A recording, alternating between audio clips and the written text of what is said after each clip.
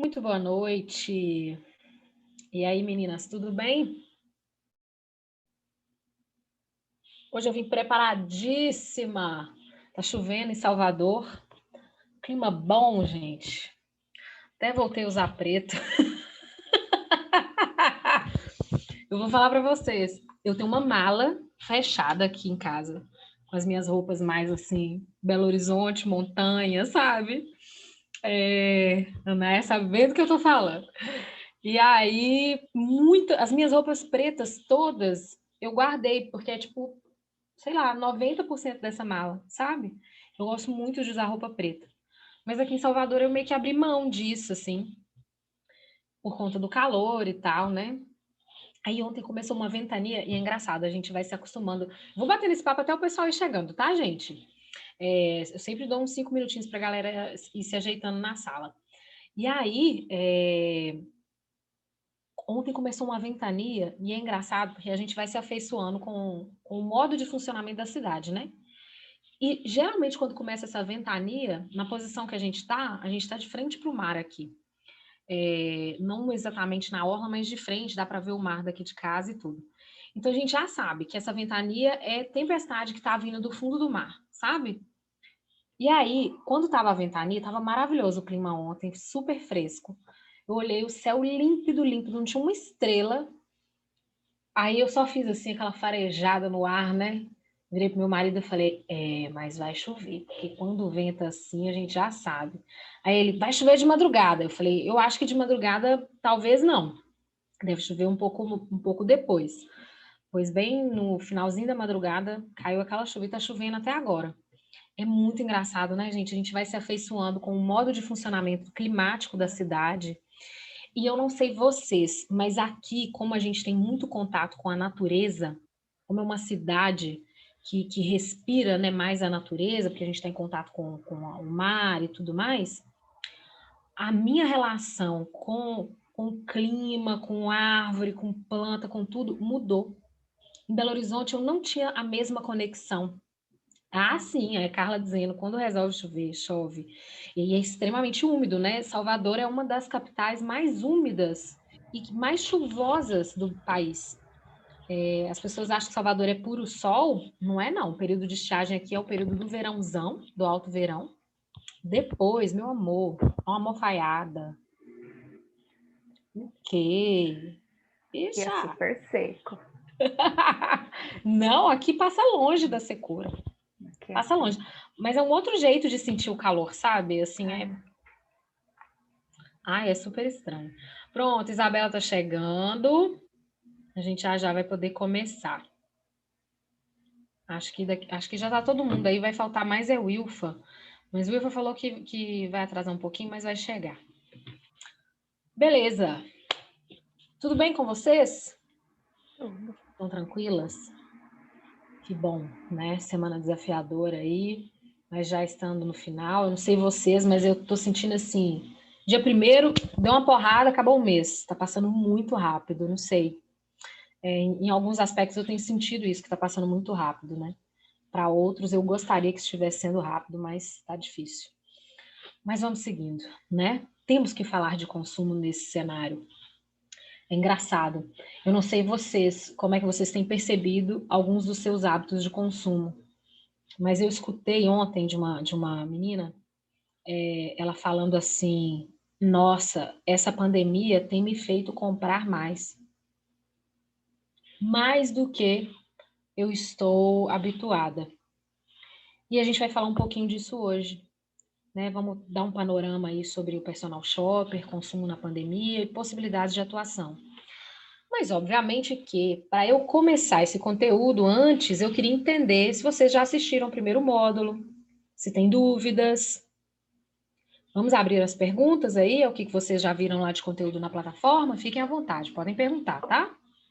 Pode ser pelo microfone ou pelo chat, como vocês se sentirem melhor.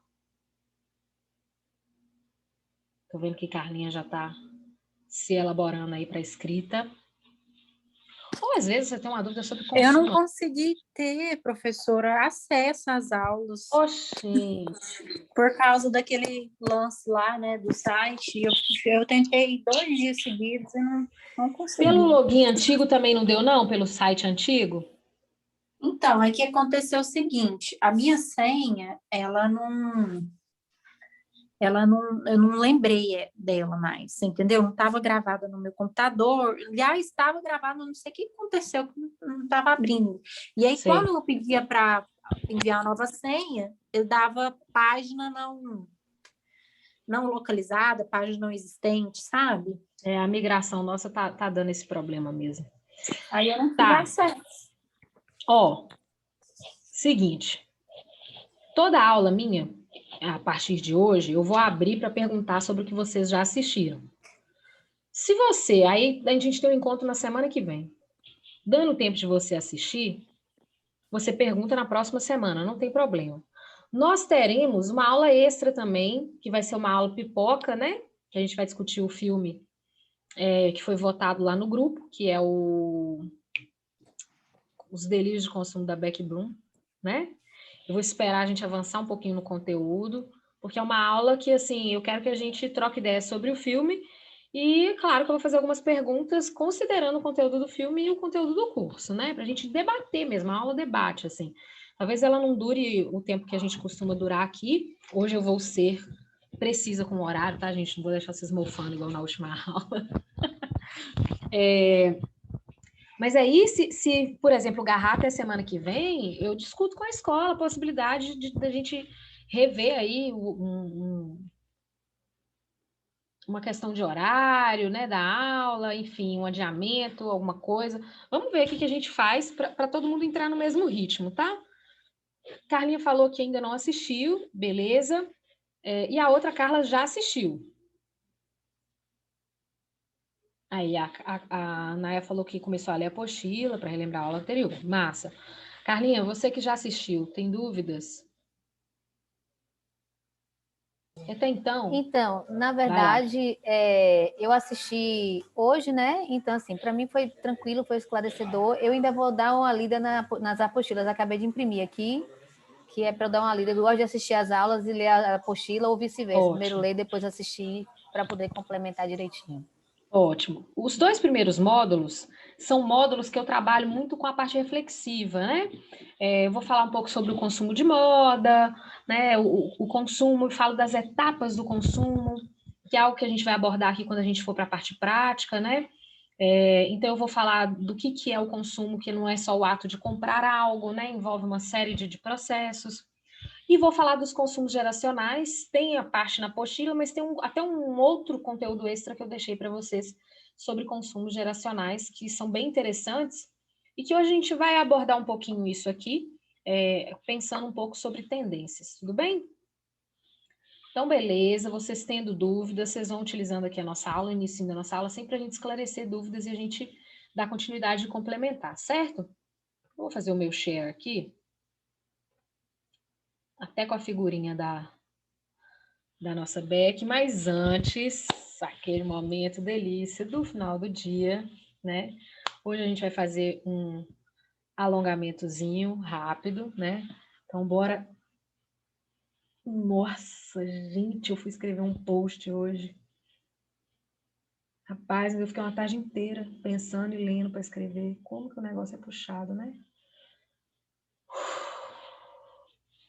Puxa o braço aí do lado aí, ó.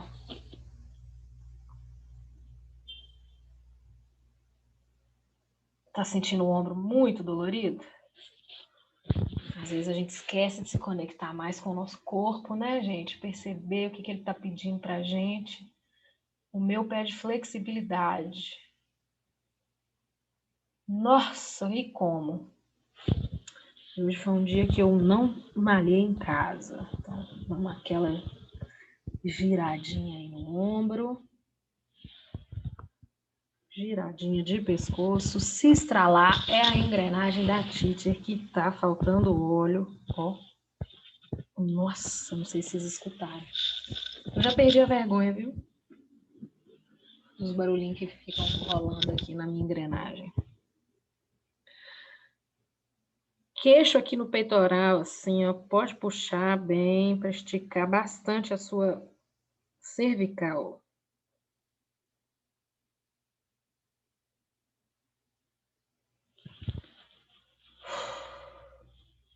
Vocês escutaram? Estralou, foi tudo aqui. Que isso. Uma ajeitadinha aí na postura. Vamos respirar fundo.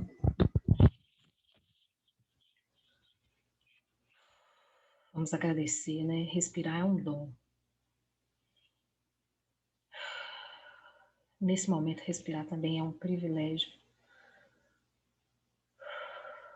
Que bom, que bom. Oxigenar o cérebro, oxigenar a alma.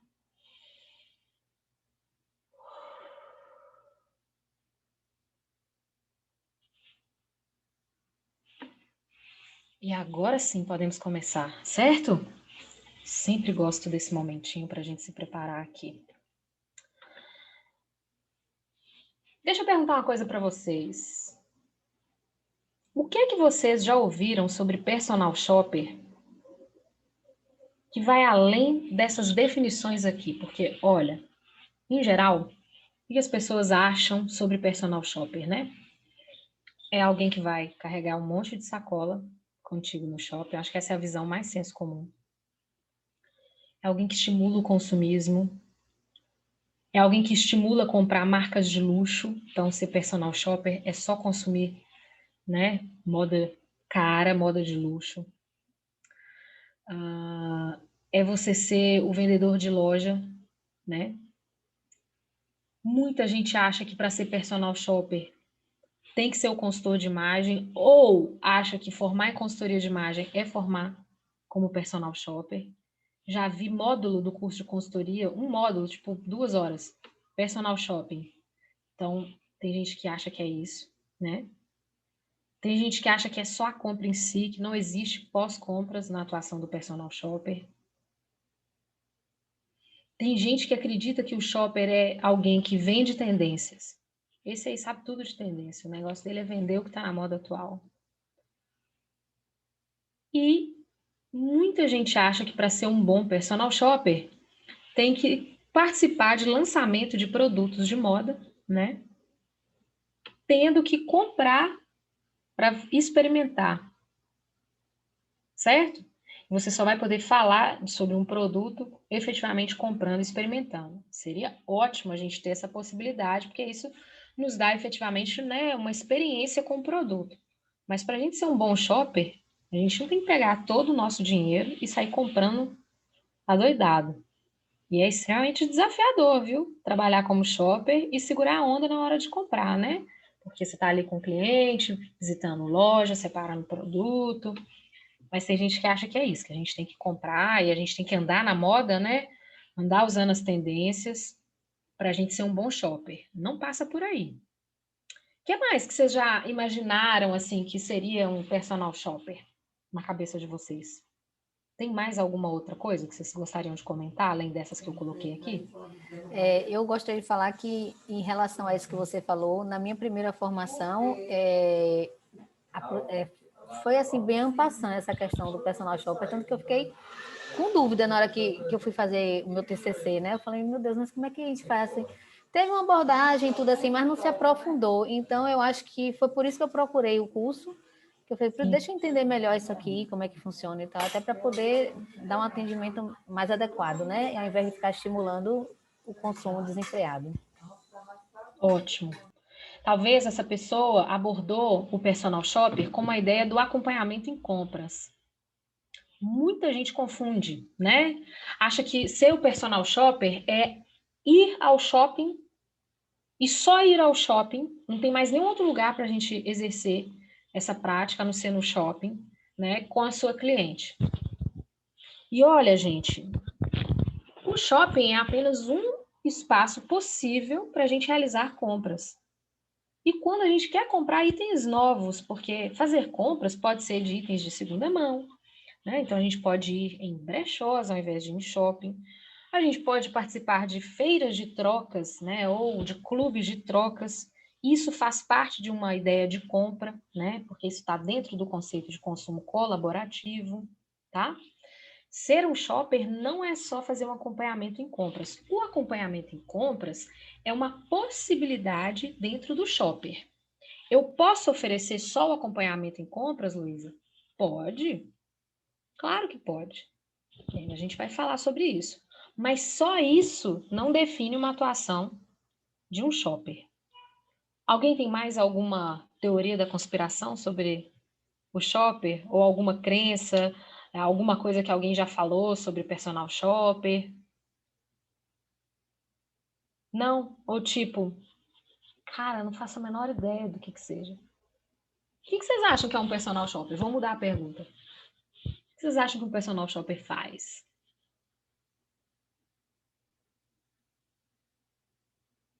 Abre o microfone, gente, mete bronca. Eu, na verdade, achava que era mais simples e fui ver na prática que não tem nada de simples. É bem complexo, É. né? É bem complexo. A gente tem que fazer bastante coisa até a gente chegar no resultado final, né, do nosso processo. Uhum. E muito pouca gente fala que o produto final do nosso trabalho é o guia de compras, né? A gente tem que entregar um guia. Não é simplesmente fui lá, comprei e adeus, né? A gente faz um guia efetivamente, a gente constrói um guia para a gente entregar para o nosso cliente. Esse guia tem início, meio e fim. Vocês vão ter um modelo aqui para vocês acompanharem, tá? O Então, personal de fato, shopper, é uma coisa complexa. O que mais, Bela? eu ia te fazer uma pergunta agora. O Vamos lá. personal shopper que é da consultoria de imagem, assim, geralmente ele é nesse sentido, assim, ter um guia separado ou é algo mais simples Ótima para eu entender? pergunta. Ótima pergunta. Quando o cliente te contrata para uma consultoria de imagem, ele está te contratando só para a consultoria. O que implica uma consultoria de imagem? Ela se subdivide em 2 etapas.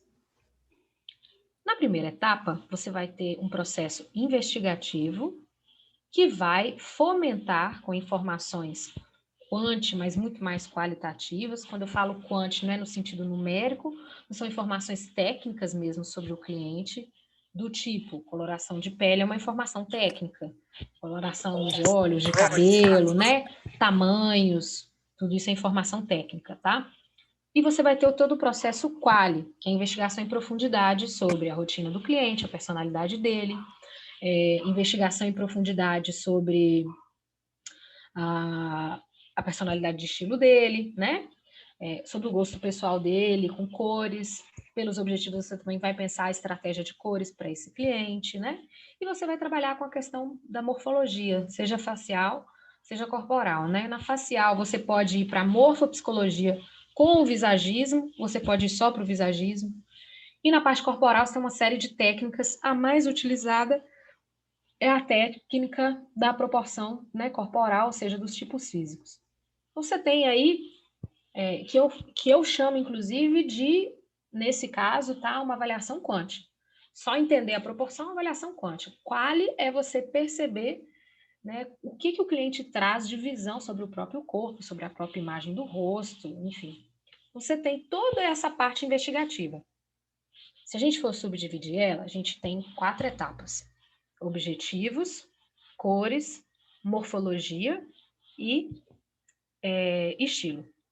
Quando eu faço toda essa investigação, eu vou construir para ele um projeto de imagem, né? Eu costumo dizer, gente, que a comparação é como a gente pensar um arquiteto, né? O arquiteto, ele, para produzir um projeto de identidade de um espaço da sua casa ou da sua casa, ele vai lá, investiga quem você é, o que você gosta, né, em relação ao ambiente da sua casa, uma série de coisas. Ele tem que estudar você qualitativamente falando, para entender seu gosto, uma série de coisas. Ele tem que estudar tecnicamente esse ambiente, não é? Pensar a proporção e tudo mais.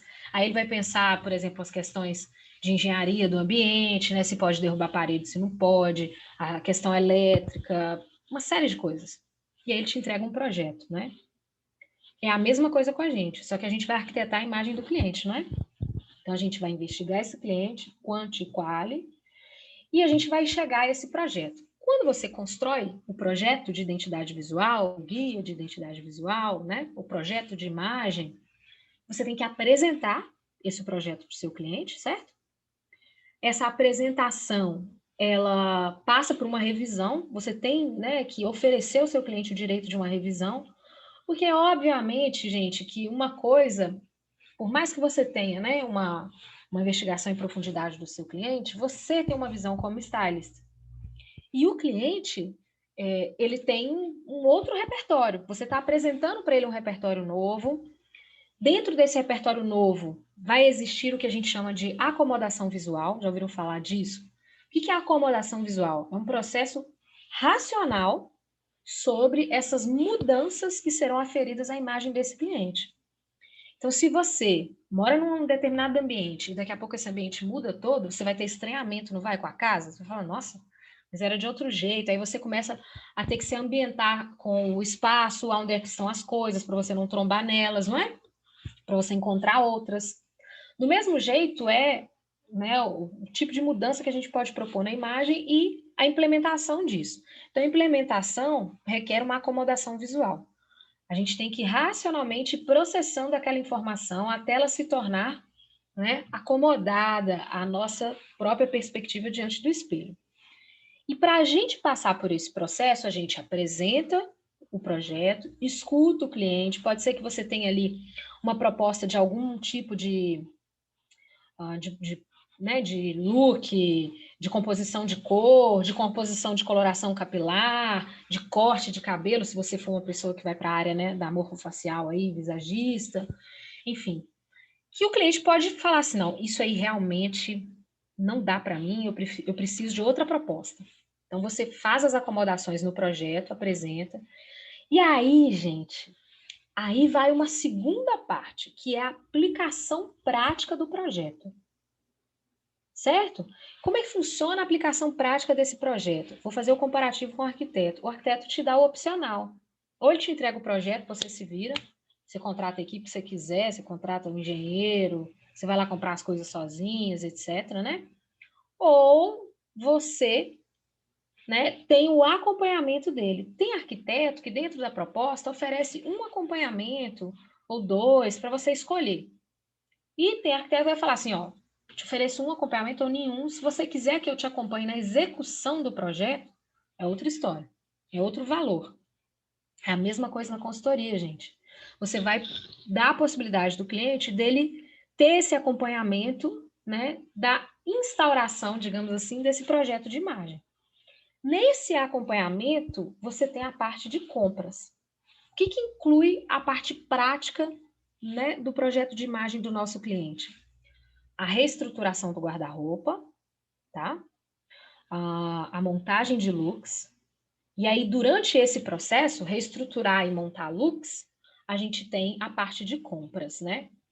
Quando é só um consultor de imagem que não tem a formação do shopper, o que geralmente ele faz? Ele faz uma lista só, uma única lista, né? Ah, acho que falta comprar isso e tal, tal, tal. E aí ele vai ao shopping com esse cliente, aonde for, para acompanhá-lo nas compras, certo? Percebam que essa lista é feita somente considerando itens que acreditam estar pendentes nesse guarda-roupa. Então, essa lista não se subdivide em 3, como se subdivide aqui no processo de shopper.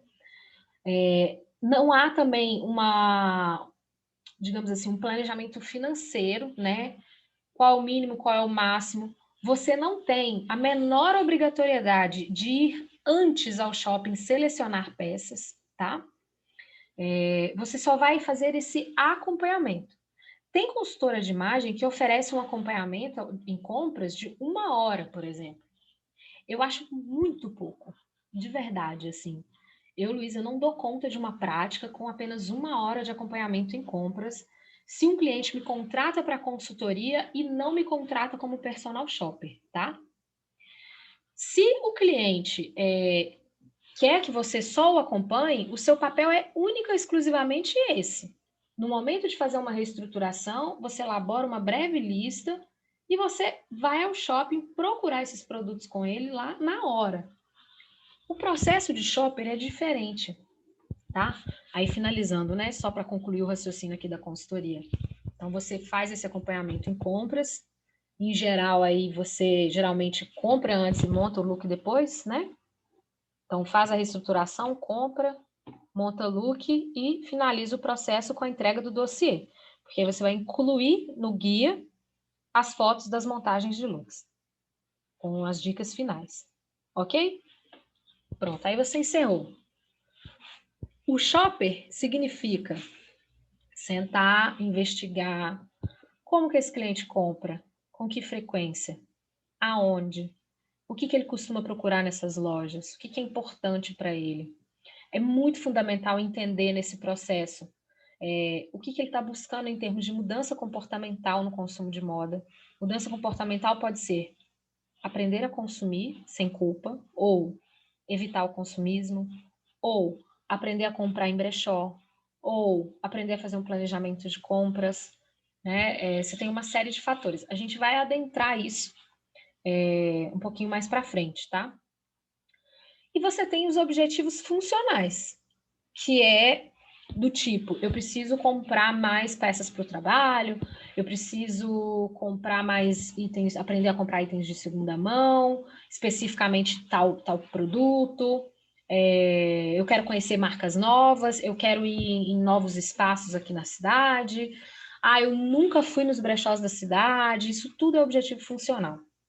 Então, você tem uma investigação de objetivos em compras que não acontece na consultoria de imagem. Na consultoria de imagem, você faz uma investigação de objetivos de imagem, né? E são coisas diferentes, são perguntas diferentes, tá? Depois, você vai, né, a partir de um processo de... você pode fazer a reestruturação de guarda-roupas num shopper ou não. Fica muito a seu critério, embora eu goste de verificar o que a pessoa já tem para elaborar a lista. Eu acho que isso é muito importante. Eu não faria um processo de shopper sem verificar o que a pessoa já tem no guarda-roupa, tá? A partir daí, a gente vai elaborar 3 listas, que são, né, itens urgentes, itens importantes e itens aprazíveis. Acho que é essa palavra. Urgente é aquilo que é estrutural nesse guarda-roupa, que está fazendo falta, que sem aquele item, aquela pessoa está deixando de usar uma série de outras peças, tá? E, geralmente, os urgentes são roupa íntima, é bem comum, meia, sutiã, a lingerie correta, entra nos itens urgentes em alguns casos, né? O básico, às vezes falta muito a pessoa ter o básico mesmo, sabe? As peças lisas em cores neutras, e aí o guarda-roupa é muito disfuncional no sentido de coordenação de peças, tá? Isso pode ocorrer, né?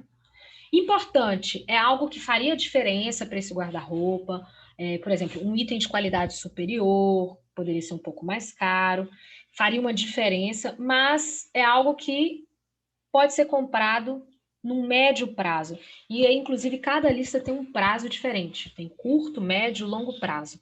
Curto prazo é urgente. Preciso disso para ontem. Não está rolando mais usar isso aqui, né?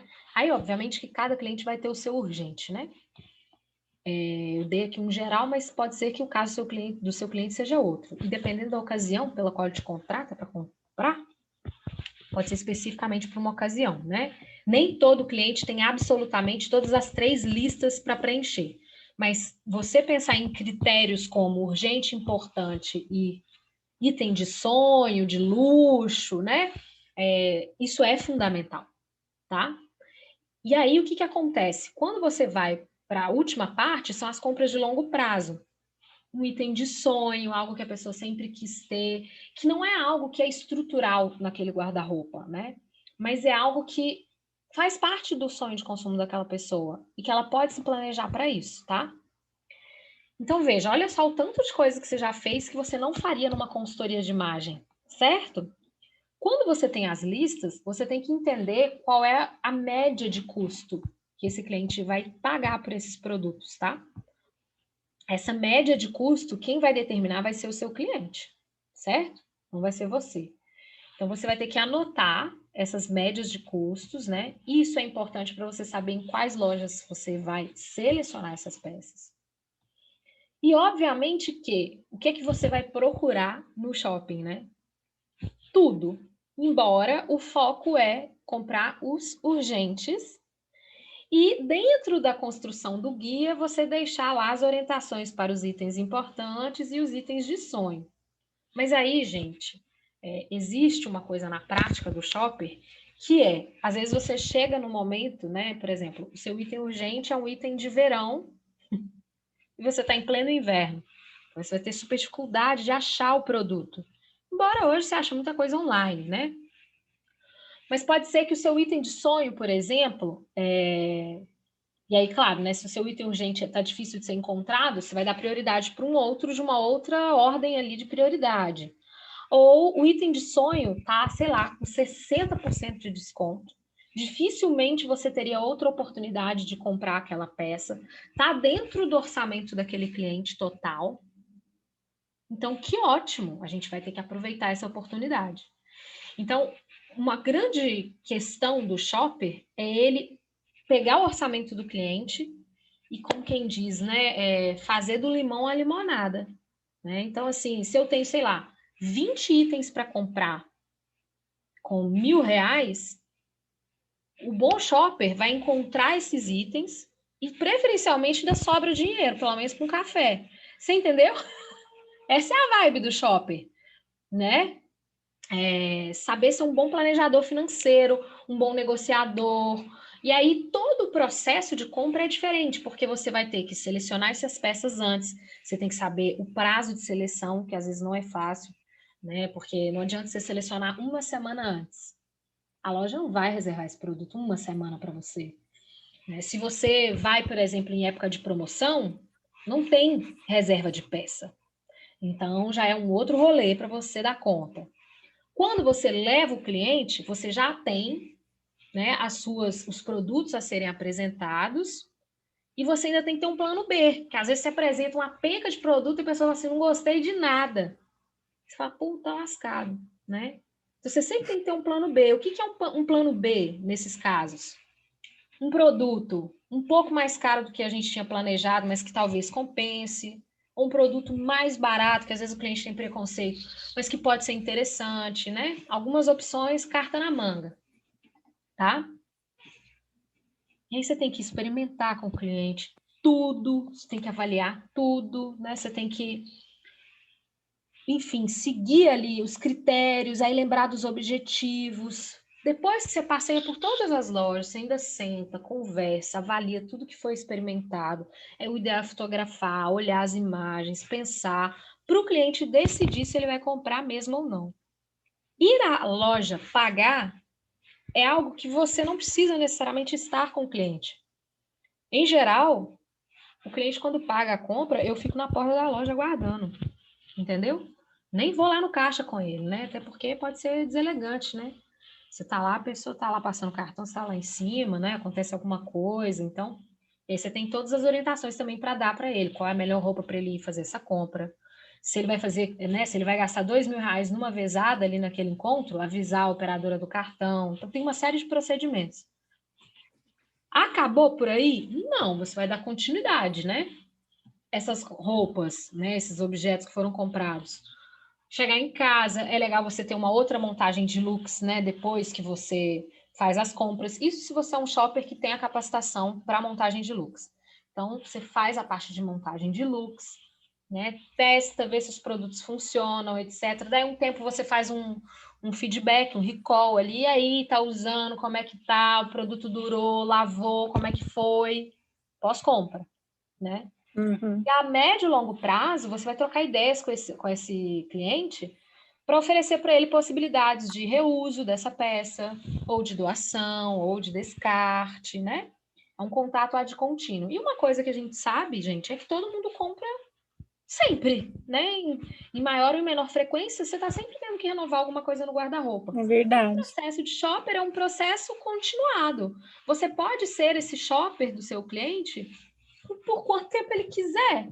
né? Pode chegar Nossa, num se eu ponto, aprender a fazer isso tudo que você está falando para mim, já é ótimo. tá vendo? É diferente. Então, Apesar de eu não ser uma pessoa muito consumista. É não, assim mas isso não tem comigo. nada a ver. Olha só, você pode ter um perfil mais consumista e lidar com clientes que são zero consumista, entendeu? E ser ótima em relação ao seu atendimento. Você pode não ser uma pessoa que consome marca de luxo e atender um cliente que consome marca de luxo. Não tem nada a ver. Uma coisa, gente, são os valores que você tem, né? E o que você acredita que é importante consumir ou não, tá? E dentro de uma atuação ética profissional, né, no shopper, você não está ali para questionar o cliente se ele é um cliente que banca, sei lá, uma bolsa de 40 mil reais. Entendeu? Se ele te Uhum. contratou para fazer esse trabalho, qual é o seu papel? Fazer com que ele encontre a bolsa dentro dos objetivos, dentro do perfil orçamentário, dentro do que é importante, urgente ou aprazível para ele, né? Escolher a melhor opção, fazer com que ele pense sobre essa compra. Então, você vai seguir o mesmo passo a passo, entende? O perfil dele é Uhum. diferente do seu. Estou falando isso porque eu Uhum. já atendi cliente que consome alto luxo, né, e cliente que consome o básico do básico. Então, você tem N coisas para lidar, sabe? Mas veja, o processo é muito mais alongado. E o que ele dá para o cliente de retorno, de benefício, né? Ele dá para o cliente muito mais consciência sobre o perfil comportamental dele enquanto consumidor de moda. Ele traz para o cliente muito mais essa noção da importância do planejamento, né, de priorizar os itens, tá? Ele traz muito a importância da pesquisa do produto, né, de você experimentar e pensar antes de efetivamente comprar, sabe? Uhum. E de você ir para as possibilidades de reuso, etc. Agora, também tem isso, né, gente? O nosso papel pode muitas vezes ser olhar para o que o cliente já tem e dizer assim, cara, você precisa do mínimo. Quantas vezes eu fui em casas de pessoas que elas achavam que a gente teria que comprar um universo e montando o look, elas viram que assim, não se trata de ter que gastar muito dinheiro, né? Então isso Isso também é uma acontece visão demais. que é importante, né? E aí, veja, eu não posso fazer com que um cliente pague pela minha consultoria de imagem e eu entregar tudo isso sem cobrar. Porque o que eu estou entregando para o meu cliente? Pesquisa de produto, tempo que ele não tem para ficar selecionando peça. Entende?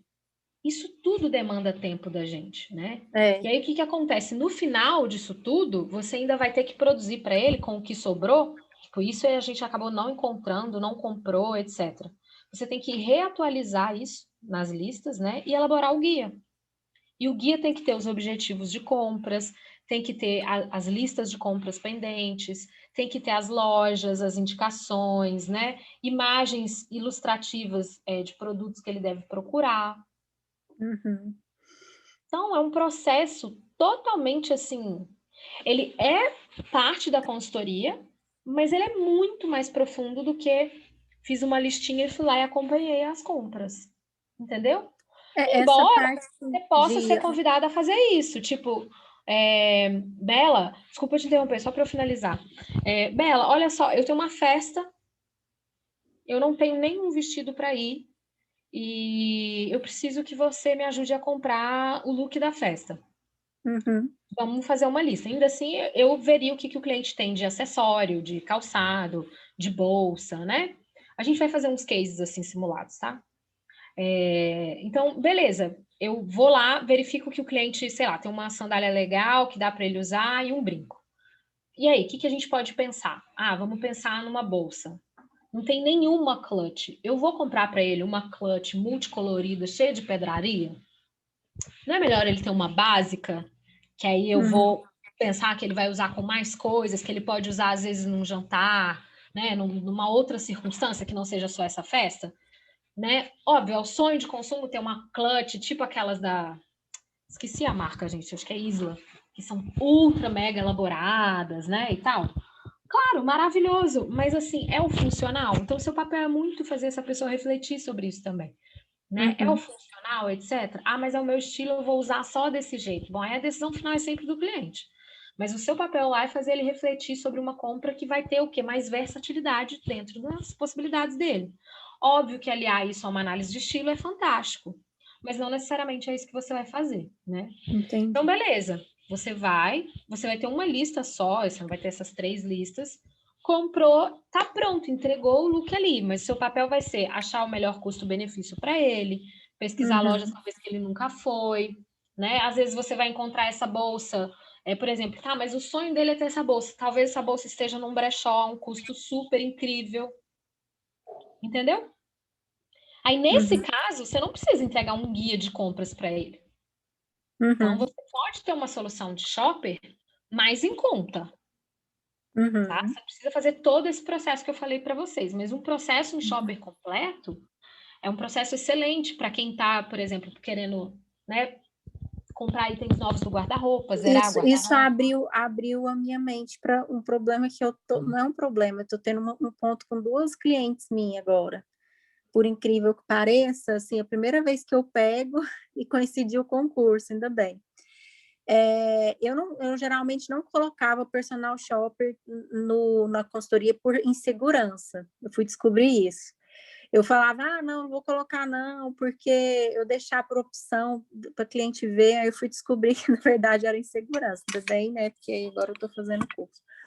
E eu tô com 2 clientes que eu fui pro guarda-roupa delas, nessa de falar que eu ia ver o guarda-roupa delas, chegou, fiz toda a etapa de análise, tudo, chegou agora na revitalização, não tinha nada, nenhuma das 2. Elas fizeram a limpa, assim, sabe? E deixou o guarda-roupa praticamente sem nada. Então, não tem jeito de eu fazer montagem de looks, porque tá inclusa a montagem de looks, não estava incluso o personal shopper, entendeu? Entendi. Aí mas elas, por elas próprias, resolveram tirar tudo do guarda-roupa. Sim. Uma a longo prazo, ela já tem feito isso, e a outra fez agora, porque ela tem um sobrepeso e tal, ela resolveu limpar tudo que não servia de tamanho. Excelente atitude.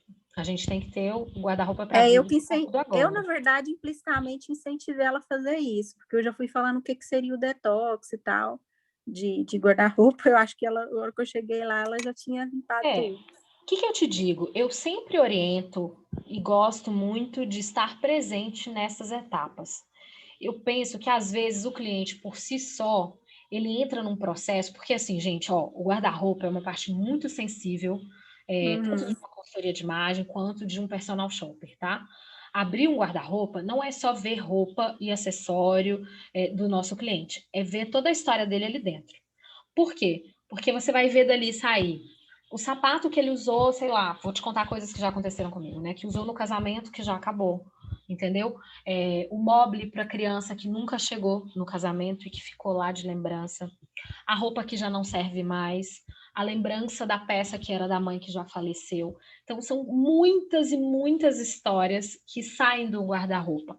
Então, o guarda-roupa é digamos assim, é um portal de memórias desse cliente, muito sensível, e que no processo de reelaboração de identidade visual, esse guarda-roupa é uma parte que cai muito nisso, sabe? Na rememoração de quem se era, e às vezes, dependendo do que o cliente está vivendo, ele entra, digamos assim, numa espécie de surto mesmo de descarte de peças, né? Então, vou te falar o caso de uma ex-aluna nossa, recente agora da híbrida. Olha a situação dessa cliente dela. A menina estava com uma clínica de estética montada na cidade, que tinha pouco tempo que ela tinha inaugurado a clínica, e ela estava indo bem na clínica, estava dando tudo certo. O marido conseguiu uma oportunidade de trabalho numa outra cidade, se mudou, ela ficou naquele embate de fechar a clínica ou não. Isso gerou nela muita ansiedade, e ela passou a ganhar peso, enfim, aí isso foi comprometendo a autoestima, o marido longe, aquela coisa toda, pandemia. Quando ela resolveu fechar a clínica, ela vendeu tudo, fechou a clínica, resolveu ir embora. Quando ela chegou na cidade, o marido dela terminou com ela, porque ele já estava com outra pessoa.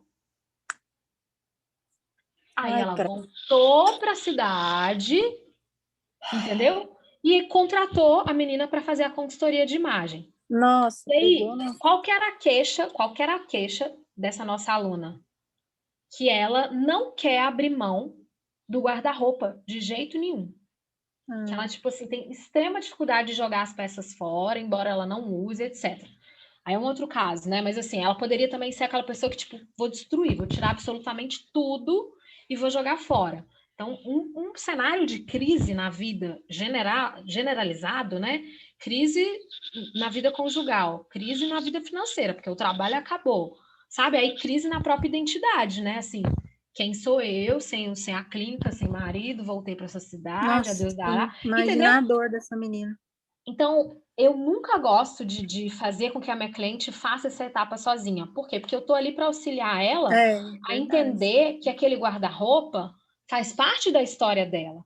Que tem peças que têm valor afetivo, que não precisam de ir embora. Por mais que ela não use, ela pode ter uma memória com aquela peça, sabe? Tem peças que é compreensível que, embora ela não use, ela queira manter. Tem peças que falta para ela é só uma visão de stylist, para ela usar de um outro jeito.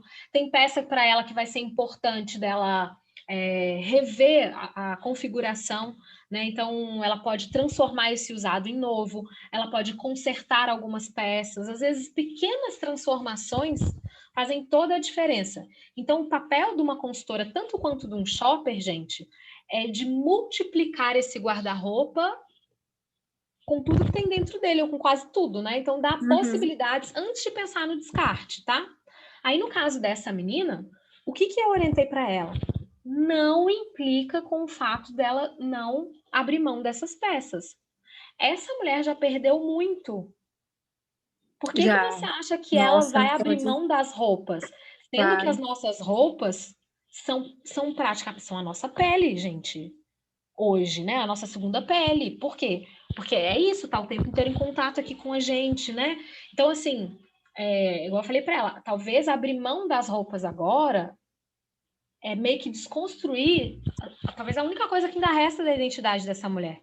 Por mais que ela queira se renovar agora e tudo, então é complicado. Aí você imagina fazer essa função toda sozinha. Isso pode não ser interessante. Eu prefiro estar presente e oriento vocês, como consultoras e como shoppers, a não deixar o cliente fazer isso sozinho, tá? É preferencial você estar com ele, até mesmo numa orientação à distância.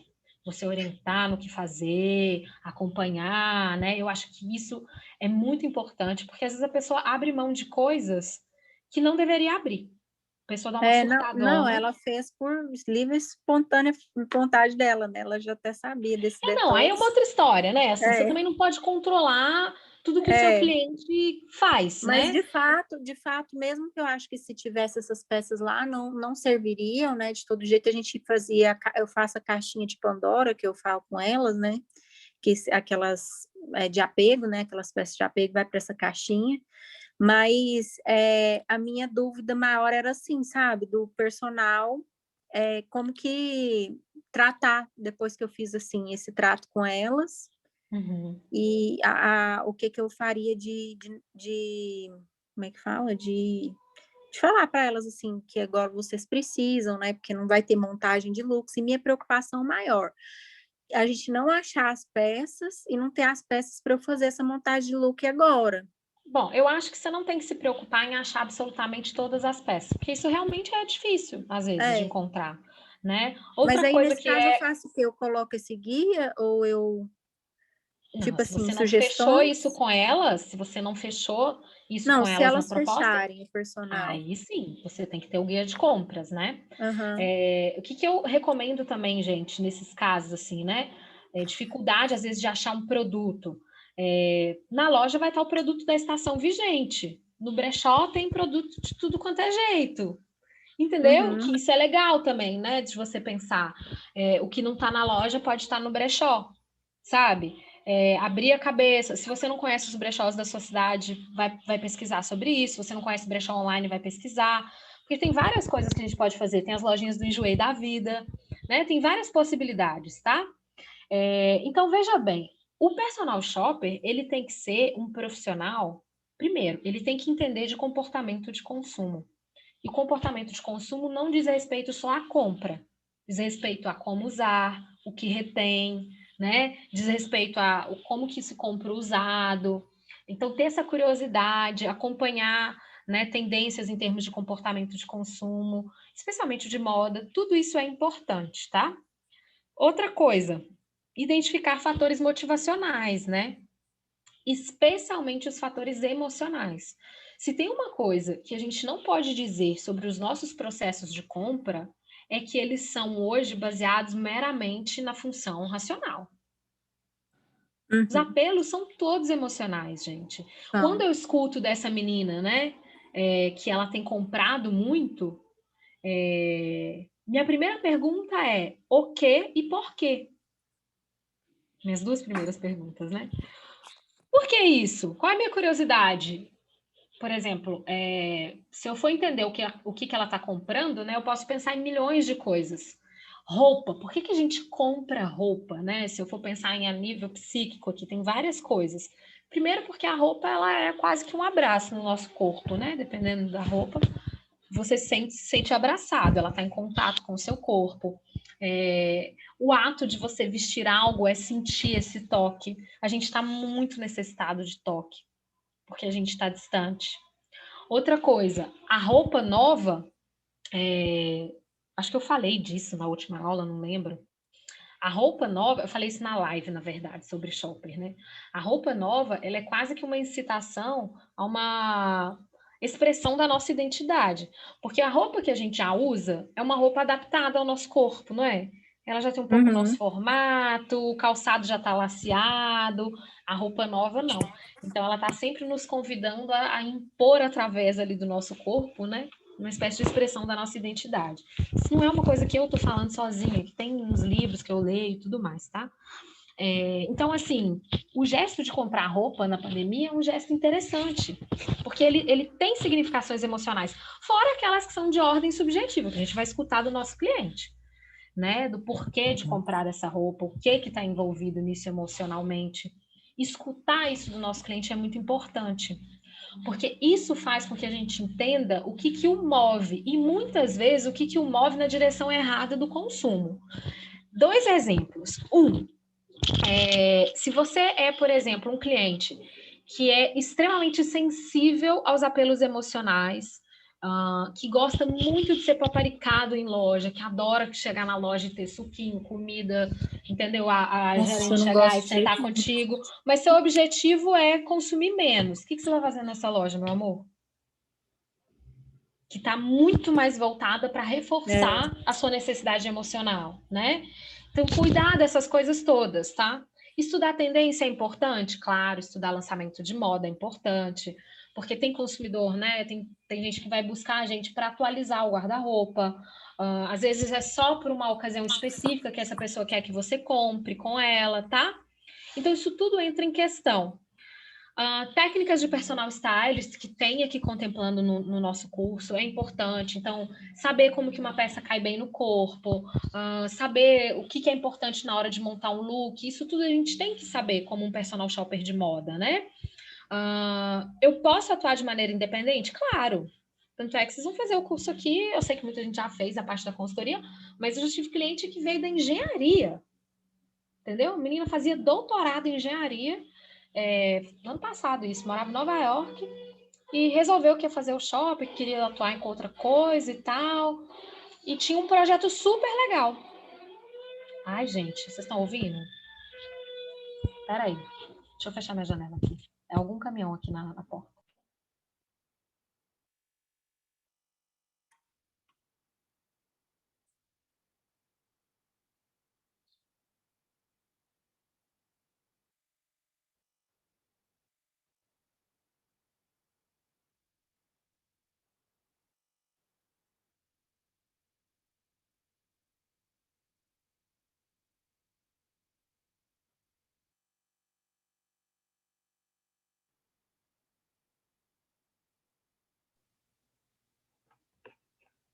Gente, é o caminhão de lixo, tá aqui na porta, e aquela válvulazinha do caminhão tá alenhada, aí tá dando esse barulho, e a minha janela está fechada. Vocês acreditam? Tá dando esse barulhão. Mas já ele sai daqui da porta, tá? Ai, vamos lá. Outra coisa que é muito importante... Efeitos sonoros by Prefeitura de Salvador. Gente, outra coisa que é muito importante é que um personal shopper, né? Ele tem que ser alguém que entende de economia, né? No sentido de o que é consumo de vestuário dentro do nosso planejamento orçamentário? É investimento? É gasto fixo? Ou é gasto variável? Você sabe me responder? Isso aí, Carlinha. Já li no seu lábio aí, ó. Variável, tá? Variável. Por que é um gasto variável? O que são os gastos fixos? Aqueles essenciais da nossa sobrevivência. Então, gastos fixos são nossa conta de água, nossa conta de luz, a nossa moradia, né? A nossa alimentação, tá? Saúde, não é isso? A gente ter, por exemplo, acesso à internet pode ser importante, né? Em casa, porque é o nosso trabalho, né? Que é onde a gente tem a nossa fonte de renda, tá? Então, são gastos fixos. Gasto fixo, dentro de um planejamento orçamentário, tem uma porcentagem. Aí tem metodologias diferentes, tá, gente? Tem gente que vai falar que são 40, 30, 20. Tem gente que vai falar que é 50, 30 e 20, ok? Depende, tá? Então, vamos pensar aqui que 40% da sua renda é gasto... 50% da sua renda tem que ser gasto fixo, tá? 30% são gastos variáveis. O que é que são gastos variáveis? São gastos que não são essenciais à sua sobrevivência e que têm a ver com seus valores de vida, com suas necessidades de prazer aí, com consumo, etc. Cada um vai ter, né, um perfil. 20% é investimento. O que você vai escutar nas lojas? Mas essa peça é um investimento. Investimento, do ponto de vista econômico, gente, é o seu dinheiro rendendo na sua conta, certo? Nenhuma peça vai ter essa valoração de investimento, tá? Luísa, e as peças vintage, elas são investimento? Olha, meu amor, para uma peça ser vintage, existem critérios. A peça vintage, ela precisa ser de uma marca ou de um estilista famoso. Então, a peça que você comprou na C&A nunca vai ser uma vintage, tá? Vintage é a bolsa da Chanel. É, sei lá, um casaco do Ronaldo Fraga, entendeu? São estilistas famosos, marcas famosas, preferencialmente mundialmente conhecidos. E aí, então, eu já reduzo bem essa lista, né?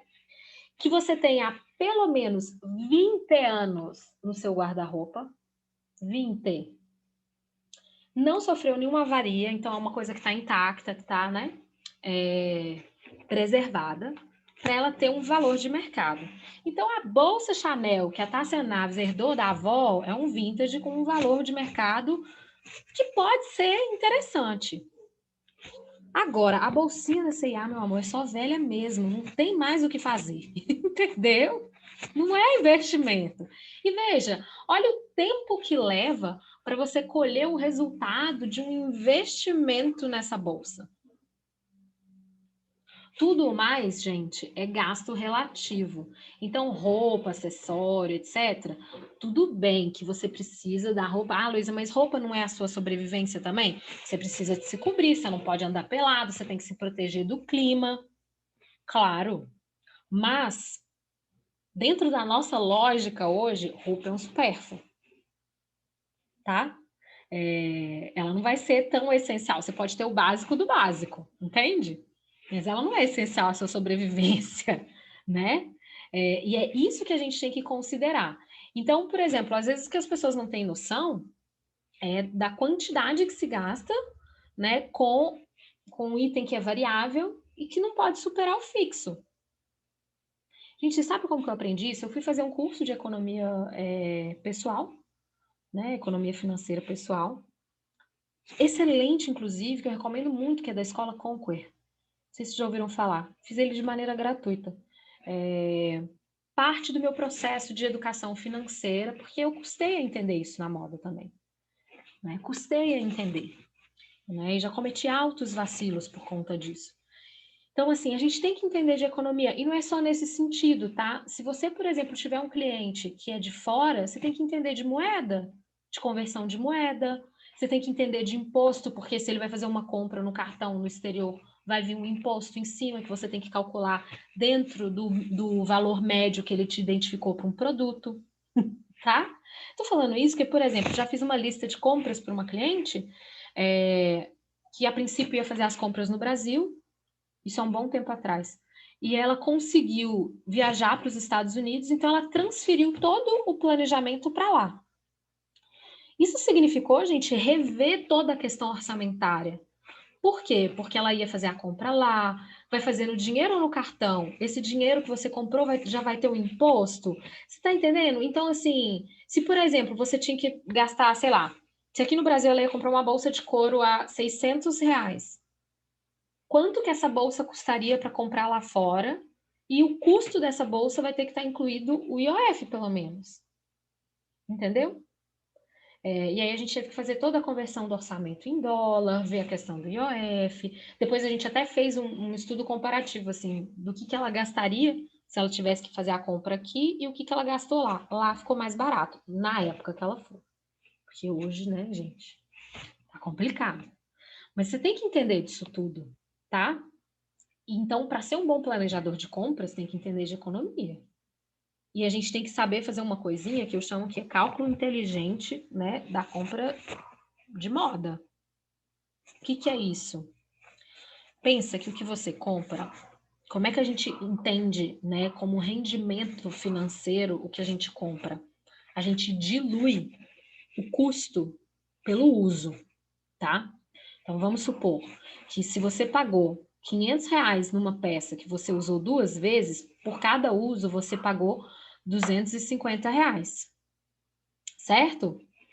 Então, assim, saiu caro, não saiu? R$ 250 só para usar a peça, imagina? E aí depois ela ficou lá entochada no seu guarda-roupa, você não fez mais nada com ela. Mas vamos supor que você comprou uma peça de R$ 500 e você conseguiu usar ela num ano 1000 vezes. Quanto que você pagou por uso?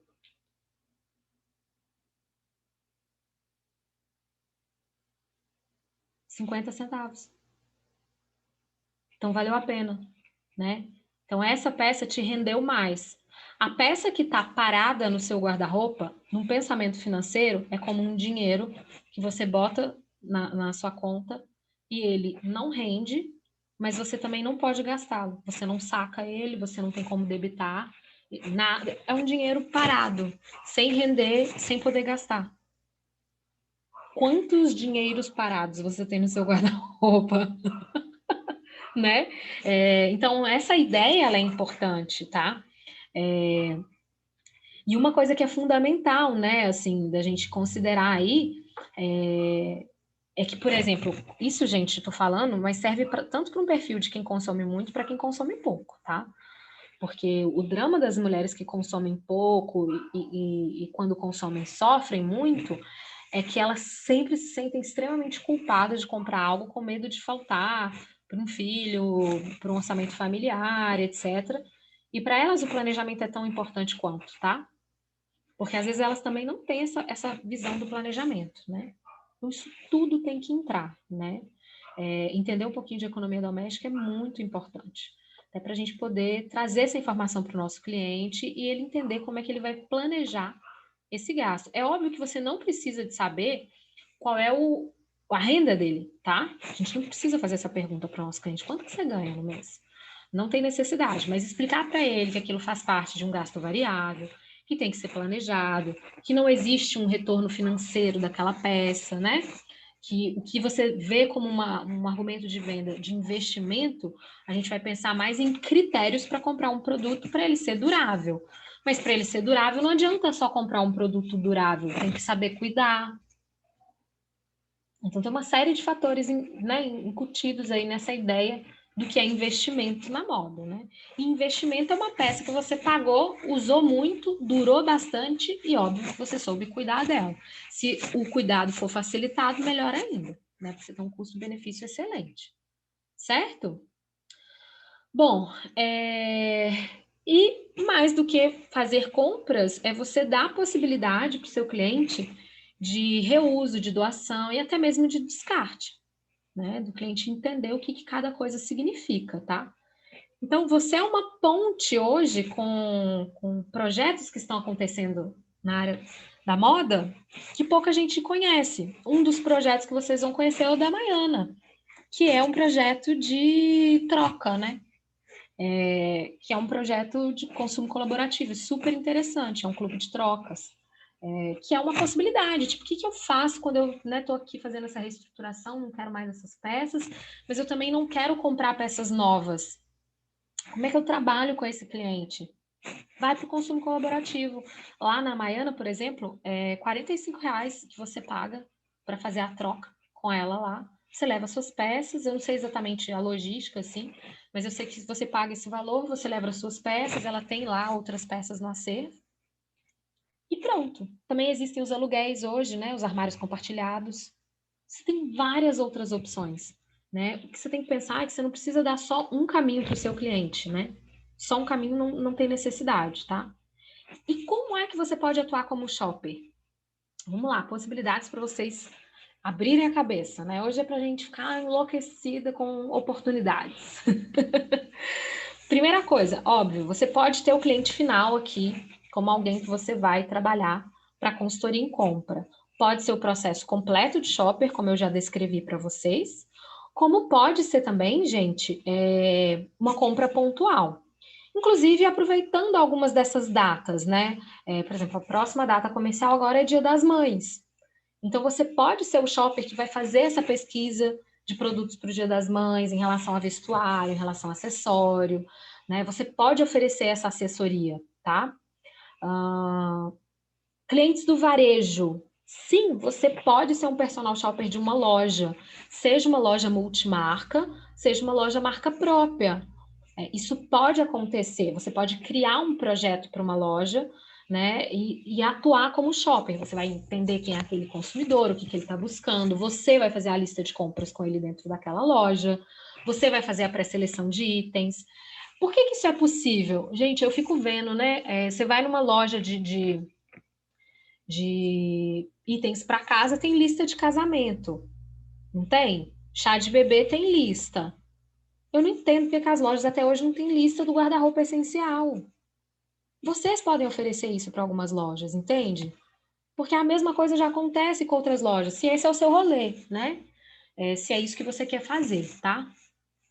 Ai, gente, foi mal. Eu achei que tinha uma barata rodando aqui em cima da minha iluminação e eu já ia dar um surto aqui. Desculpa. Eu não vou adentrar detalhes aqui dessas possibilidades, embora eu vou discutir depois, tá? Mas é para vocês entenderem possibilidades, né? Você pode dar um workshop para uma loja também, né? Como que essa loja pode guiar os seus consumidores a comprar melhor. Que isso, às vezes, a loja não sabe fazer. Como que isso acontece, Luísa? Por exemplo, se uma loja não tem um CRM, gente, que é um Custom, né? Relationship Management, ou um serviço de acompanhamento customizado, né, de relacionamento com o cliente, vai ser mais difícil dela monitorar hábitos de consumo desse cliente, dela entender o que ele está buscando, né? Se, por exemplo, essa loja é uma loja de lingerie. Olha, gente, eu nunca recebi, né, de uma loja de lingerie a mesma mensagem que eu recebo do lugar onde eu faço unha, que eles me mandaram mensagem hoje, eu tô sumido. Ó, já tem muito tempo, a última vez que você veio aqui foi tal, sua unha, como é que tá, filha? Né? Aí você imagina, calcinha, que não é uma coisa que a gente compra com muita frequência, né, em geral, tá? Fui, sei lá, na roupa há milhões de anos. Gente, fica ligada, né? Você aí, roupa, você não tem que monitorar se você tem uma cliente aqui, né, que comprou e tal, olha, já tem tanto tempo, calcinha não é uma coisa que a gente usa a vida toda, ela tem um período de uso, né? Como é que estão suas peças íntimas? Vamos refazer tua lista. Você já é nossa cliente aqui, você tem um benefício tal. Então, são essas coisas que um personal shopper pode fazer. Ele pode ser um CRM dentro de uma marca, entendeu? Ele pode ter formação complementar a isso, tá? Ele pode, porque, por exemplo, se você tem que oferecer os produtos, você tem que ter um estoque na loja, certo? Então, junto com o shopper, uma coisa que vocês podem fazer é ser um comprador de moda, um buyer, tá? Tô até com um livrinho aqui em cima da minha mesa, ó. a compra profissional de moda. Já ouviram falar disso? O fashion buyer, gente, eu falo disso no online lá, tá? No nosso material gravado e tudo, tá? O fashion buyer é aquele que vai se preocupar em comprar ou para uma marca todos os itens necessários para produzir a coleção. Então, o buyer vai comprar os tecidos, ele vai comprar os aviamentos, né? Ele vai escolher os melhores fornecedores, ele vai ver a quantidade, tá? Se for para uma loja própria, ele vai se responsabilizar pela compra e gestão de peças, né? E, obviamente, do estoque, tá? O shopper pode atuar junto com o buyer, ou ele pode fazer a formação do fashion buyer, né? E ele ser essa ponte entre quem gere, né, faz a gestão de estoque e de compras de produtos para uma loja, por exemplo, e como é que é o comportamento desse consumidor. Porque o buyer não vai, embora eu acho que o buyer tem que ter uma noção de comportamento de consumidor, mas ele não é o personal shopper. Ele não tem as técnicas de atendimento do shopper, entendeu? Então, isso pode ser fundamental, né? Então, é mais uma possibilidade de você atuar, tá? Você pode também ser, por exemplo, essa pessoa que vai elaborar... Vocês já viram algumas lojas de varejo que fazem algumas ações assim? Você, cliente, vem aqui, faz a sua lista de compras e a gente envia a sua listinha, sei lá, Dia dos Namorados eu vejo isso muito nas lojas, né? Você vem aqui, faz sua listinha de compras e a gente manda para o seu namorado. E ele escolhe dentro dos produtos que você escolheu aqui. Você, como shopper, pode propor essas ações no varejo, tá? Tem até aqui na lista Fashion Buyer, eu tinha esquecido que eu tinha colocado aqui. Você não é um consultor de imagem. Você pode fazer uma parceria com um consultor? Claro, não tem a formação agora. Fulana, você que é consultora, vamos trabalhar junto? Você faz toda a parte de consultoria, eu faço a parte de compras. Por que não? Ou você é consultora, tem uma colega aqui na turma que é consultora, e sei lá, dentro da consultoria você não é obrigada a gostar de tudo, né? Eu gosto da parte estratégica. Vou fazer toda a pesquisa de quem é o cliente e tal, vou construir o guia. Fulano, você faz a parte prática. Você vai para a reestruturação e o shopper. Duas para vender ao invés de uma. Pode ser que funcione. Às vezes, unindo forças, vocês conseguem, né, alavancar mais vendas e fechar mais clientes. A gente já teve caso de aluna que formou dupla e está atendendo em dupla hoje na consultoria, tá? Outra coisa que vocês podem fazer, gente, turismo de compras. Tanto no presencial quanto no virtual, tá? Não precisa ser só, porque, né, no momento atual tá complicado. Mas, gente, tem coisas que só tem um lugar, que não tem em outros lugares. O que tem? Por exemplo, Salvador é cheio dessas, né? Tem coisas que são só de Salvador, né? E que você não vai encontrar em outros lugares. Entende? Tem marcas que são só daqui. Luísa, a marca vende online, eu não preciso de fazer esse trabalho. Tá, mas a marca vende online considerando o público dela. Talvez você consiga encontrar um jeito de estabelecer uma ponte com essa marca daqui e você ter um cupom de desconto para quem quer comprar peças de Salvador, por exemplo. Eu falo isso porque, por exemplo, essa menina de Nova York, né? A gente conversou muito sobre essa ideia de turismo de compras. Porque, imagina, o tanto de gente que quer comprar produto importado, né? E tem dificuldade com o entendimento das políticas de troca e devolução do site, as políticas de envio, a questão da alfândega, aí tem que pensar nisso. Se você vai trabalhar com compras estrangeiras, gente, tem que pensar em como é que funciona a alfândega, tem que saber orientar o cliente nesse sentido. Mas sim, você pode trabalhar com turismo de compras. Né? Belo Horizonte, por exemplo, é uma cidade que tem a tal da Feirinha Hippie, que gera turismo de compras. Se você vai no Ceará, ai, que saudade. Você vai em Fortaleza, você tem uma feira na beira-mar, esqueci o nome dessa feirinha, que tem coisas maravilhosas. Aí você tem misturado. Você vai ter os itens China, né? E você tem as coisas feitas no Ceará, artesanais, incríveis, surreais, assim. E muito baratas, de verdade. Coisas surreais, muito baratas. Então, você pode ser essa pessoa especialista em turismo de compras dessa cidade, por exemplo. Você pode ter o contato dos fornecedores mais bombados dessa feira, que vendem online, você pode fazer essa ponte, você pode ganhar com isso. Entende? Então, tem vários jeitos de você trabalhar. Talvez num outro momento, fazer junto com uma agência de viagens que fecha pacote turístico, turismo de compras. Né? Então, até achei muito legal isso, gente, no livro que a gente está lendo lá no clube. Ah, aquele livro está lá na minha cabeceira de cama. A menina fez a autora, né? A autora fez uma distinção entre onde você compra no luxo e no barato, assim. Aí tem Paris, Nova York e tal. Você tem esses markets, né? Tipo, acho que Paris tem um lugar, esqueci o nome ali agora, que é um lugar, não sei se é Marais, uma coisa assim, que parece que tem umas marcas super alternativas, sabe? Então, conhecer essas coisas é legal, né? E oferecer isso de solução para os clientes, tá? Bom, esse passo a passo aqui, eu já até adiantei e falei para vocês, né? Que tem a ver com o processo de compra. Então, é pesquisar o perfil do cliente, estabelecer os objetivos, né? Fazer uma triagem de itens no guarda-roupa, fazer as listas de compras, né? Pré-selecionar nas lojas, tá? Fazer um acompanhamento, dar a devolutiva. Ah, ainda tem isso. Você, como shopper, tem a obrigação de dar uma devolutiva para os lojistas, tá? Por quê? Porque você foi lá na loja, conversou, explicou o seu trabalho, falou o que você vai fazer, orientou a pessoa que ele não é o momento para ela ficar apresentando milhões de produtos, você já está indo com uma lista específica, que o cliente não conhece a loja, que ele tem um perfil tal, etc., que você vai, né, contar com esse vendedor para ele auxiliar ali naquelas peças que você já está pré-selecionando. Pode ser que o cliente não leve. Se o cliente não levar, você tem que voltar naquela loja, agradecer. Às vezes, naquele momento, rolou alguma coisa no atendimento que não foi legal, você tem que dar esse feedback. Então, você também é um agente que transforma, né, o varejo de moda por isso. Porque você faz aquilo que muita gente, às vezes, não dá conta de fazer. Né? Comprou, não gostou, nunca mais volta, não fala mais nada, né? E fica por isso mesmo.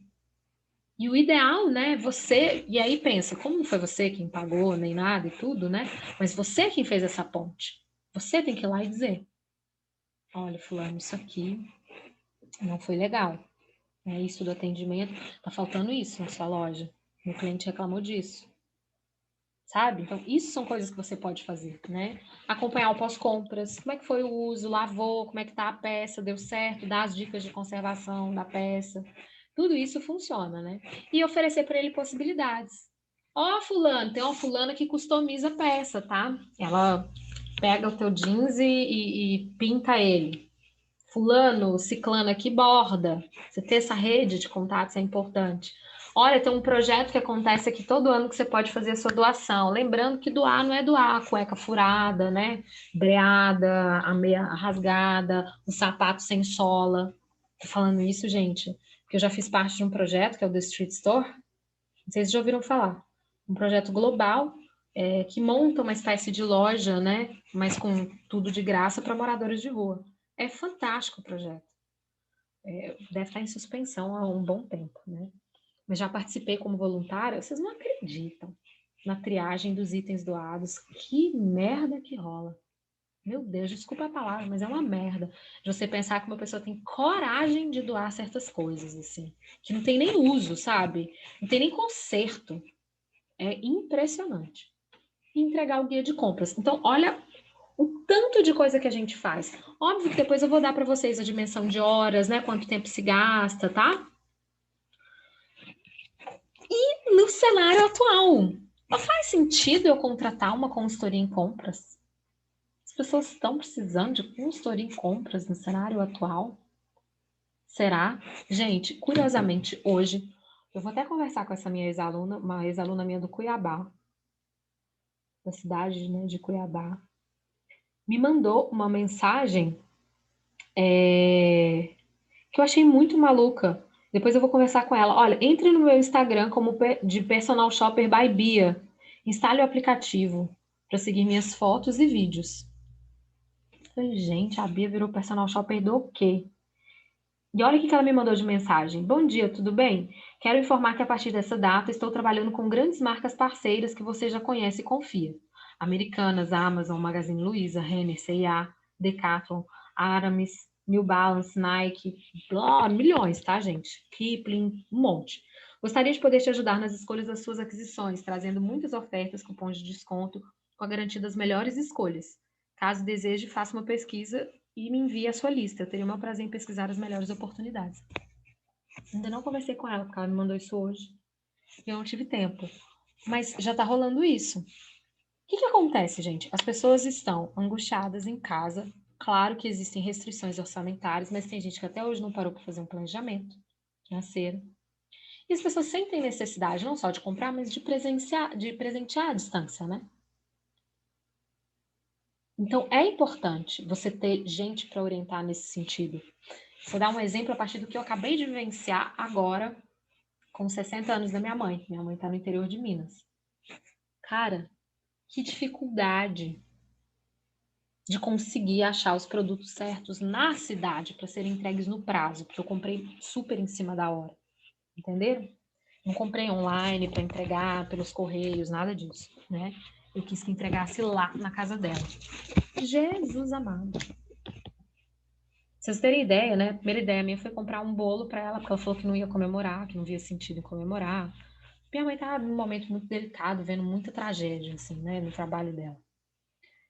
Eu falei, não, eu vou dar um bolo para ela. Aí eu liguei para a mulher do bolo, fui comentar, ela falou assim, quem que é a sua mãe? A fulana. Ah, então, ela já encomendou o bolo. Eu fiquei perguntando para a mulher, então sabe me indicar onde é que eu encomendo uma cesta aí? Porque, cara, eu tô procurando essa informação e não acho.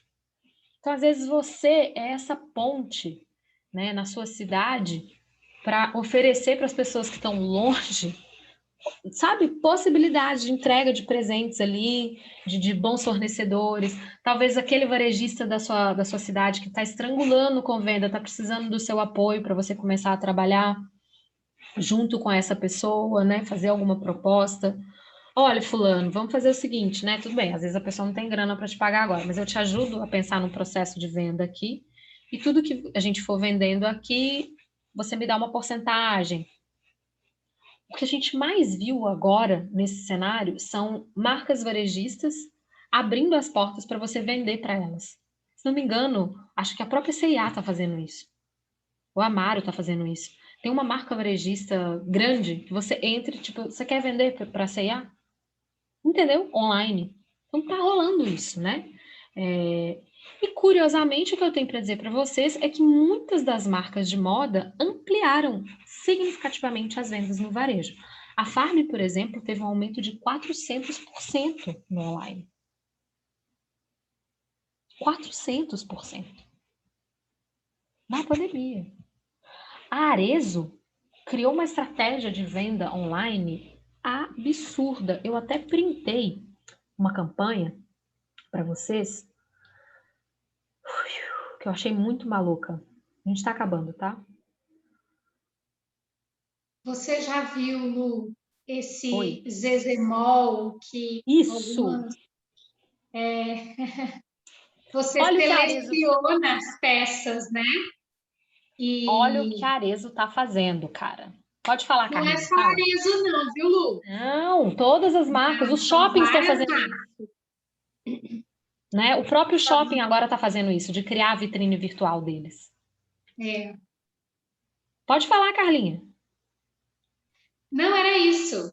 Eu já vi, inclusive, algumas influencers e até consultoras, elas criam uma loja virtual, o Zezemol, de produtos que elas selecionaram, de algumas marcas, né? Então, por exemplo, eu já vi uma influencer de moda, né? Ela tem uma loja própria de roupas e ela usa o Zezemol para vender sapatos e bolsas e outros acessórios que ela usa com as roupas que ela vende. Então, ela vende a roupa e ela vende os acessórios. Pois é.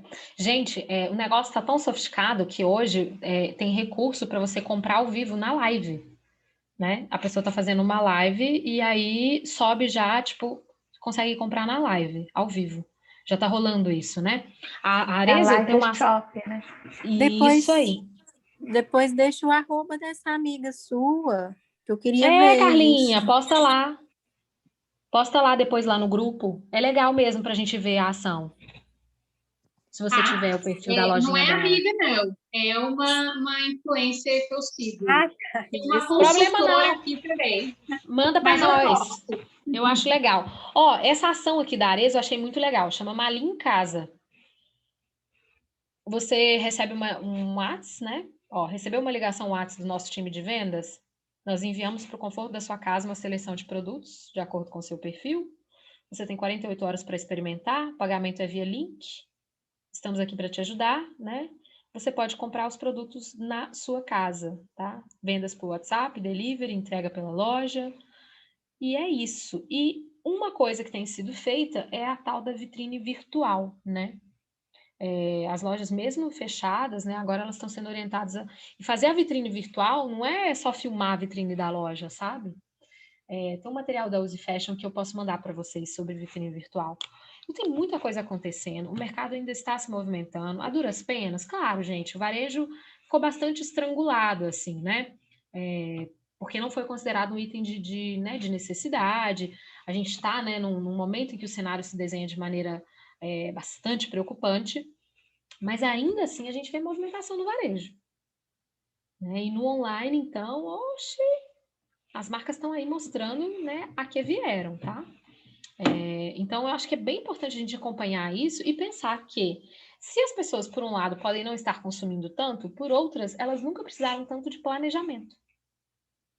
Então, às vezes, o seu trabalho talvez não vai ser oferecer a consultoria completa, mas se é alguém que vai fazer essa pessoa planejar, né, o que ela vai comprar daqui para frente, que é realmente importante nesse cenário.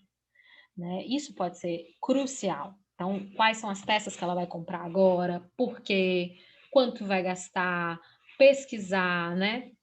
Mas tem uma coisa que também acontece nesse cenário, que tem a ver com o consumo emocional, né? Com o fator emocional no consumo, é o famoso revenge buying. Gente, essa é uma expressão que parece ter surgido na pandemia, né? Por que o revenge buying gera filas de reaberturas nas lojas, né? Saiu essa matéria aqui, tá? Vocês acham que isso é um fenômeno novo? A comprinha por vingança?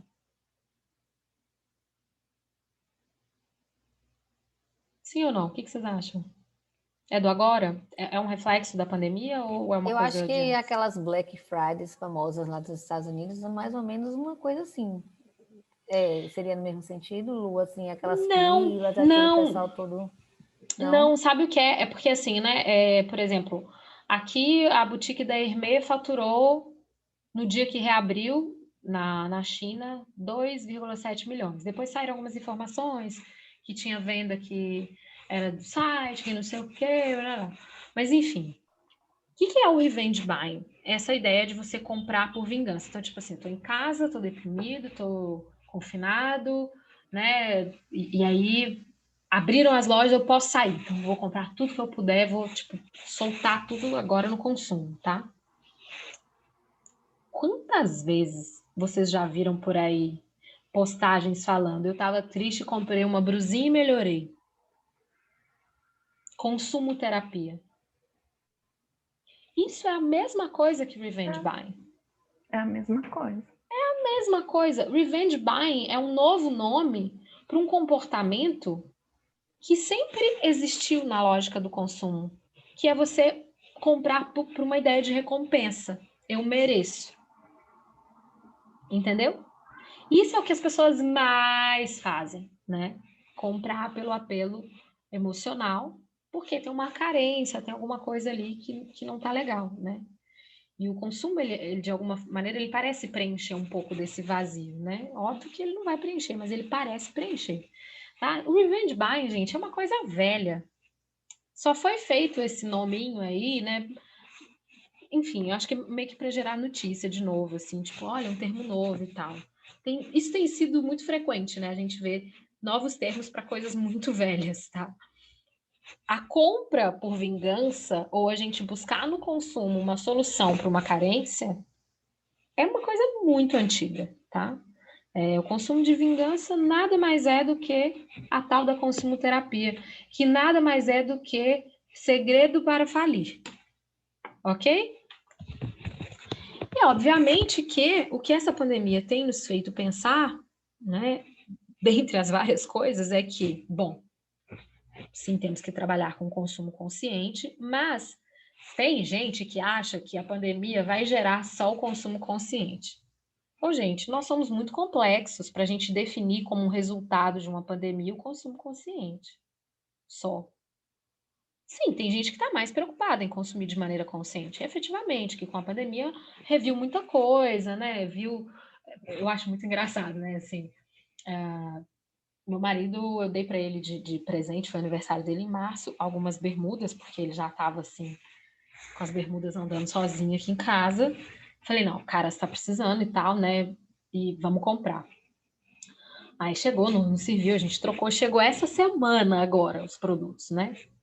Aí ele virou e falou assim, cara, eu acho que eu preciso só de 3 peças de roupa na minha vida, eu não preciso de roupa mais, porque tô só dentro de casa, eu já não usava muita coisa mesmo, eu dei risada, falei, nossa, é engraçado, cada um tem uma relação com roupa, né? Eu morro de saudade de usar as minhas roupas, eu uso minhas roupas dentro de casa, sabe? Ai, tem outra relação, né?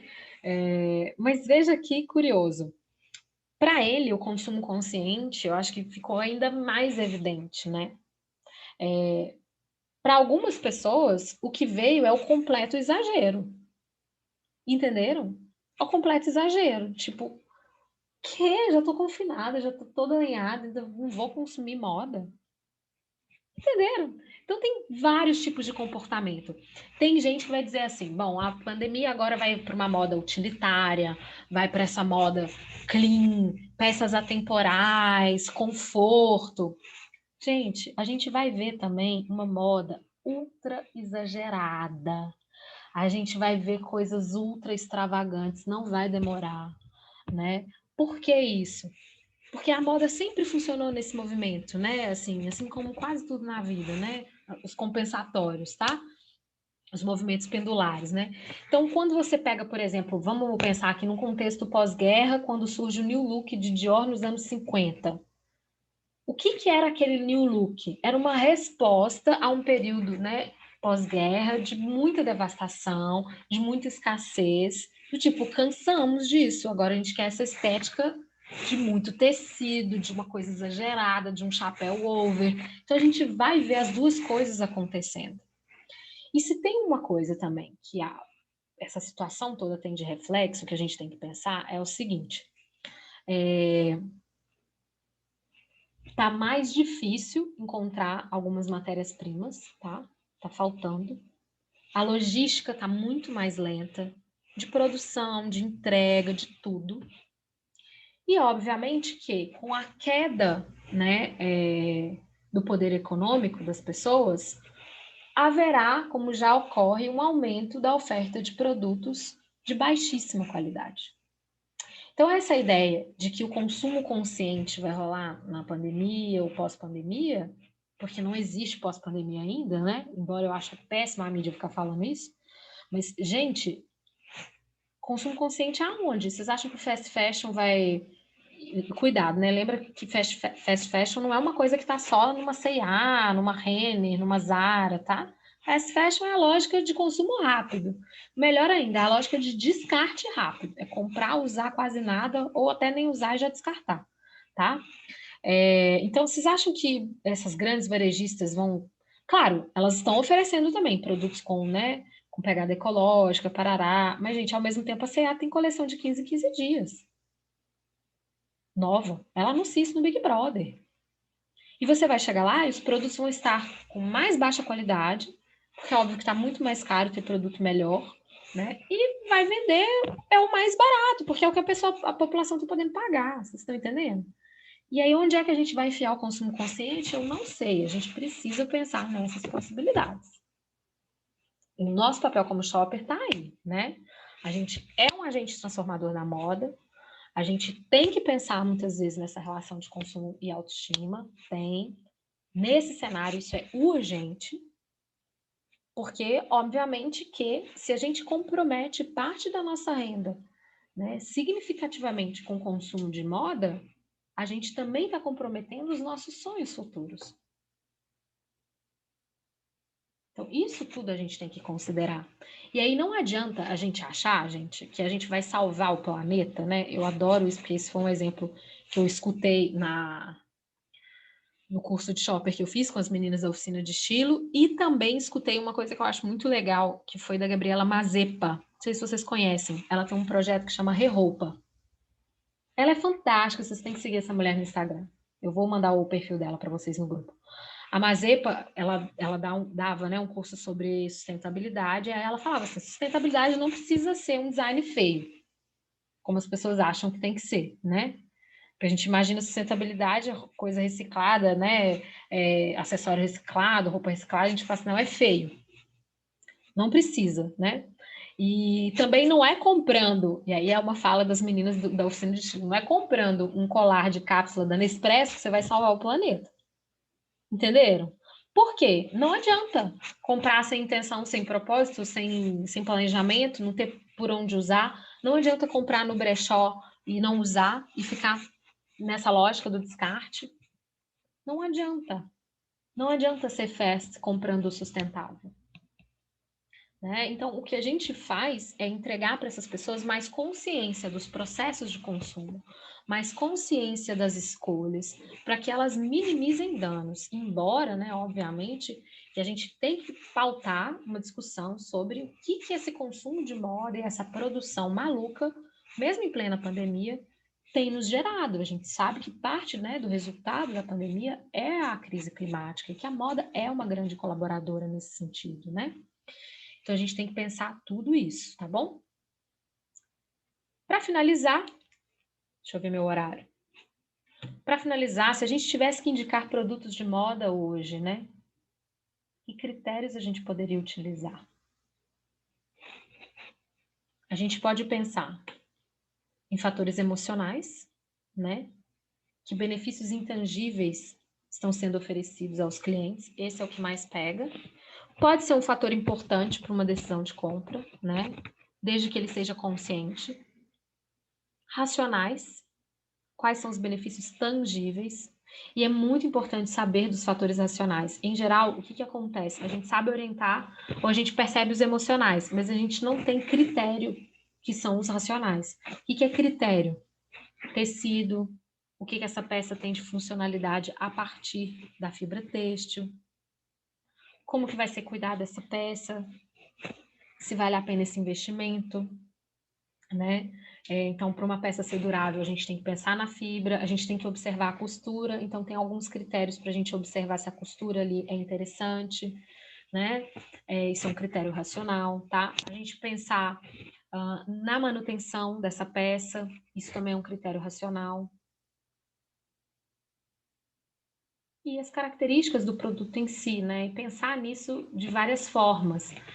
Saiu uma pesquisa, vou tentar achar isso para vocês. Eu sigo alguns perfis de finanças e tem uma pesquisa que mostra, gente, que os produtos para as mulheres, especialmente os cor-de-rosa, são muito mais caros. Vocês sabiam disso?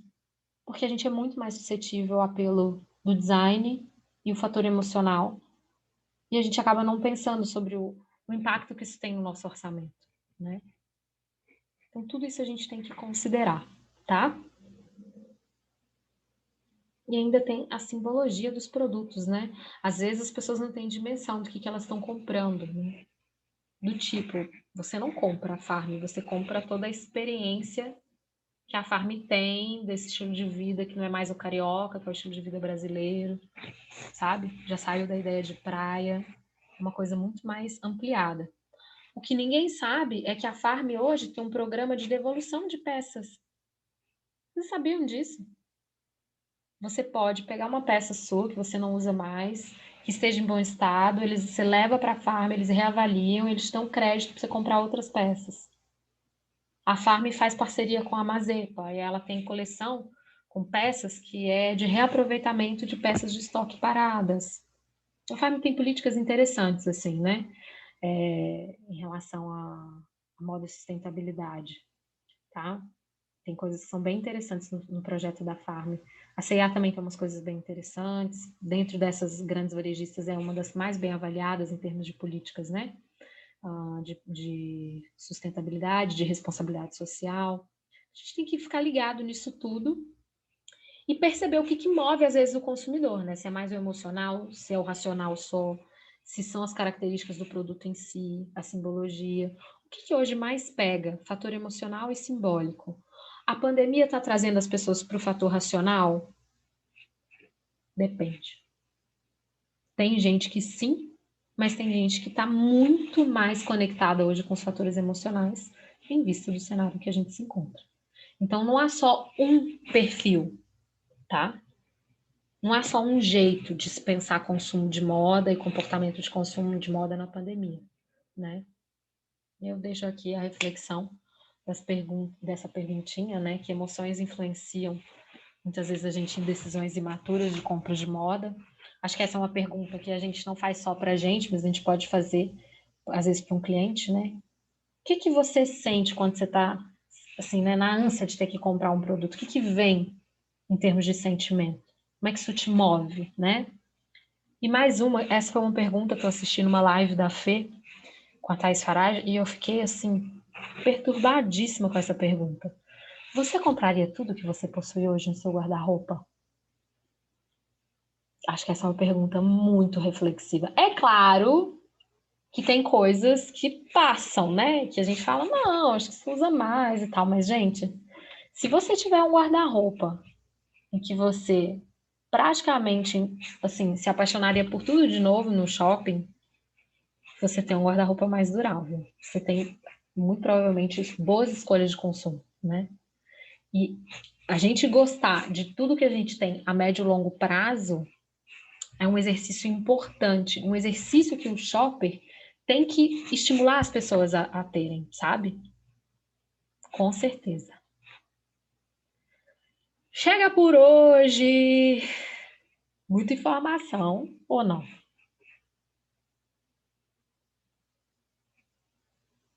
Dúvidas, comentários?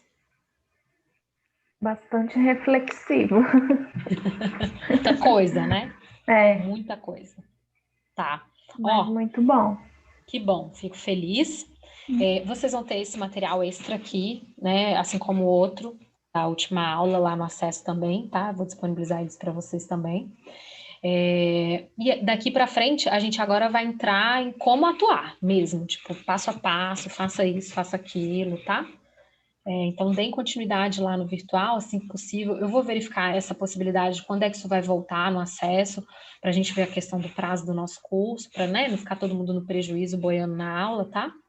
Lu, Oi. Eu consegui acessar pelo link antigo. Antigo. Acho que a Priscila, né, da Ecole, que mandou. Eu consegui acessar. Tá lá no grupo o link antigo? Tá, não tá? Sim, tá lá no grupo. Tá. Eu vi que você entrando no site, ele tem uma opção lá de acessar com a plataforma antiga, no formato antigo, alguma coisa assim. E aí ele, por lá, ele vai para o curso, senão ele não vai. Entendi, mas tá no grupo. Se tá no grupo, ok. Talvez eu não tenha acesso, porque eu entrei no grupo depois, não? Não, no Telegram, as mensagens As não antigas. apagam. Fica tudo aparecendo. Eu tô entrando no grupo aqui agora. E aqui, ó, a Priscila, vou lhe passar o link, tá? Eu vou repostar aqui. Vou botar assim, ó, aqui. Pronto. Acabei de repostar lá o que a Priscila mandou do link antigo. E aí você tenta por ele. Tá bom. Tá bom? Ok. Beleza, meninas. Tudo certo? Mais alguma dúvida? Ô Lu, você acha que as grandes lojas aqui no Brasil já estão normalizando mais essa presença do shopper? Eu acho que sim. Eu até vou tentar entender o que significa isso aqui, que essa minha aluna me mandou, como que ela está atuando, como que ela está fazendo essa parceria com essas marcas. Eu fiquei bastante intrigada. Eu tenho percebido as lojas mais abertas a receber, inclusive, as consultoras, e acho que em breve os shoppers também, sabe? No exterior, isso já é uma realidade. Por exemplo, em 2019, a Galerie Lafayette contratou, acho que 300 profissionais da área, tá? Aqui, a gente está percebendo essa abertura com algumas lojas, tipo a Reserva agora tem um shopper, sabe? Alguns shoppings já têm isso, né? A presença do shopper. Eu vou trazer exemplo, se não me engano, na próxima aula. O que eu acho que as pessoas precisam entender mais, e aí é um papel nosso, né, de ter que informar isso para o mercado, é que o shopper não é um vendedor. Ele tem muito mais a oferecer, né? Então, a gente tem que ter esse tipo de premissa, sabe? Mas já tem shopping que você tem a atuação do shopper, você pode agendar, e o shopper faz essa curadoria de peças para você. Eu estou vendo a Amaro, por exemplo, agora receber consultoras famosas, né, para falar dos produtos, entende? Eu vi a Renner fazendo uma campanha com algumas consultoras, por exemplo, a Thaís Farage está fazendo campanha para a Renner. Ah, eu vi. Então, eu acho que sim, que a gente está tendo essa abertura, porque a consultoria de imagem está se tornando mais conhecida. E junto com ela tem que colar o shopper, sabe? Para as pessoas entenderem qual que é o nosso papel. Legal. Certo? É isso. Perfeito, meninas. Então, vamos encerrar por hoje. Agradeço a presença de vocês. Continuem se cuidando. Espero ver todas bem aqui na próxima semana. Tá bom? Um beijo. Tendo dúvidas durante a semana, me chama lá no Telegram. Tá? Boa noite.